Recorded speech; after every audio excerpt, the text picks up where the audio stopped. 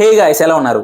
US stock market ఒక్క రోజులో $1 trillion కోల్పోయింది. అంటే మన ఇండియన్ కరెన్సీలో ఆల్మోస్ట్ 86 లక్షల కోట్లు. దీనికి రీజన్ చైనాలో ఒక కంపెనీ డెవలప్ చేసిన ఏఐ అసిస్టెంట్. అసలు చైనా కంపెనీ డెవలప్ చేసిన ఏఐ వల్ల యూఎస్ స్టాక్ మార్కెట్ ఎందుకు లాస్ వచ్చింది?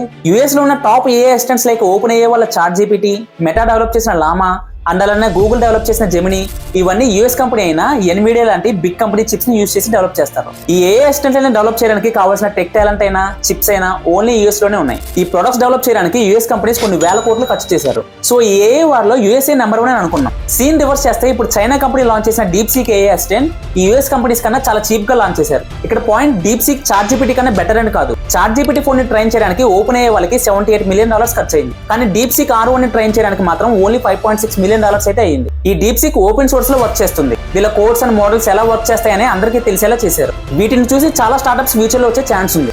సో ఇంత తక్కువ అమౌంట్ తో ఏఐని డెవలప్ చేయడం, అది కూడా యూఎస్ లో ఉన్న ఏ కంపెనీ హెల్ప్ లేకుండా చేయడంతో యూఎస్ ఇన్వెస్టర్స్ పానిక్ అయ్యి టెక్ కంపెనీల స్టాక్స్ అని సెల్ చేయడం స్టార్ట్ చేశారు. అంతే, యూఎస్ మార్కెట్ కుప్పకూలిపోయింది. ఈ వీడియోలో ఇన్ఫర్మేషన్ నచ్చితే ఒక లైక్ చేసి మన ఛానల్ సబ్స్క్రైబ్ చేయండి. నెక్స్ట్ వీడియోలో ఇంకొక ఇంట్రెస్టింగ్ టాపిక్ తో మళ్ళీ కలుద్దాం. Until then by.